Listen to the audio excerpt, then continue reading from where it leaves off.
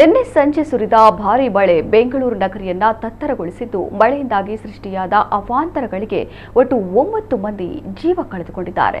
Bowring ಆಸ್ಪತ್ರೆ compound ಗೋಡೆ ಕುಸಿತದಲ್ಲಿ 7 ಮಂದಿ ಮೃತಪಟ್ಟರೆ, ಬೌರಿಂಗ್ ಮತ್ತು ಲೇಡಿ ಕರ್ಜನ್ ಆಸ್ಪತ್ರೆ ಸಮೀಪ ವಿದ್ಯುತ್ ಪ್ರವಹಿಸಿ ಒಬ್ಬರು ಹಾಗೂ ಜೆಪಿ ನಗರದಲ್ಲೂ ವಿದ್ಯುತ್ ಸ್ಪರ್ಶದಿಂದ ಮತ್ತೊಬ್ಬರು ಮೃತಪಟ್ಟಿದ್ದಾರೆ. ಬೌರಿಂಗ್ ಆಸ್ಪತ್ರೆ ತಡೆಗೋಡೆ ಕುಸಿದು ಆಸ್ಪತ್ರೆಯಲ್ಲಿ ದಾಖಲಾಗಿರುವ ರೋಗಿಗಳ ಆರೋಗ್ಯವನ್ನ ಮುಖ್ಯಮಂತ್ರಿ ಸಿದ್ದರಾಮಯ್ಯ ವಿಚಾರಿಸಿದರು. ಅಲ್ಲದೆ ಮೃತರಿಗೆ ತಲಾ 5 ಲಕ್ಷ ರೂಪಾಯಿಗಳನ್ನು ಘೋಷಣೆ ಮಾಡಿದ್ದಾರೆ. ಭಾರತ ಹವಾಮಾನ ಇಲಾಖೆ ಪ್ರಕಾರ ಬೆಳಗ್ಗೆ 8:30 ರಿಂದ ರಾತ್ರಿ 8:30 ರವರೆಗೆ ನಗರದಲ್ಲಿ ಒಟ್ಟು 111 ಮಿಲಿಮೀಟರ್ ಮಳೆಯಾಗಿದ್ದು, ಇದು ಏಪ್ರಿಲ್ ತಿಂಗಳಲ್ಲಿಯೇ ಇದುವರೆಗೆ ದಾಖಲಾಗಿದ್ದ ಅತಿ ಹೆಚ್ಚು ಮಳೆಯಾಗಿದೆ ಎಂದು ತಿಳಿಸಿದ್ದಾರೆ. ಇದಕ್ಕೂ ಮೊದಲು 2001ರ ಏಪ್ರಿಲ್ 19ರಂದು 108.6 ಮಿಲಿಲೀಟರ್ ಮಳೆಯಾಗಿದ್ದ ದಾಖಲೆ ಇತ್ತು. ಗುರುವಾರ ಸಂಜೆ ಮಿಂಚುಗುಡುಗು ಹಾಗೂ ಆಲಿಕಲ್ಲು ಸಹಿತ ಕೇವಲ 1 ಗಂಟೆಯಲ್ಲಿ 8 ಸೆಂಟಿಮೀಟರ್ ಮಳೆಯಾಗಿದ್ದು, ಗಂಟೆಗೆ 75 ಕಿಲೋಮೀಟರ್ ವೇಗದ ಗಾಳಿ ಬೀಸಿರುವುದು ದಾಖಲಾಗಿದೆ.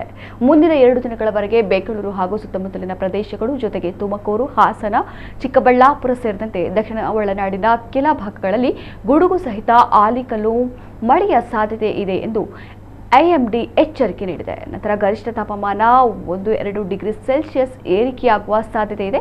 ಮಳೆಯ ಪರಿಣಾಮವಾಗಿ ನಗರದಲ್ಲಿ 170 ಮರಗಳು ಉರುಳಿದರೆ 408 ಕೊಂಬೆಗಳು ಮುರಿದು ಬಿದ್ದಿವೆ. ಇದರ ಪರಿಣಾಮ ಅನೇಕ ವಾಹನಗಳು ಹಾನಿಗೊಳಗಾಗಿವೆ. ಮಳೆ ಗಾಳಿ ಅಬ್ಬರದಿಂದ ನಿನ್ನೆ ಸಂಜೆ ಟ್ರಾಫಿಕ್ ಸಂಪೂರ್ಣವಾಗಿ ಅಸ್ತವ್ಯಸ್ತಗೊಂಡಿದ್ದು, ಹಲವೆಡೆ ರಸ್ತೆಗಳಲ್ಲಿ ನೀರು ತುಂಬಿಕೊಂಡು ವಾಹನ ಸಂಚಾರಕ್ಕೆ ತೊಂದರೆ ಉಂಟಾಯಿತು. ಮರ ಬಿದ್ದ ಕಾರಣದಿಂದ ಕೆಲ ರಸ್ತೆಗಳನ್ನು ತಾತ್ಕಾಲಿಕವಾಗಿ ಮುಚ್ಚಲಾಗಿದ್ದು, ಟ್ರಾಫಿಕ್ ನಿಧಾನಗತಿಯಲ್ಲಿ ಸಾಗಿತು.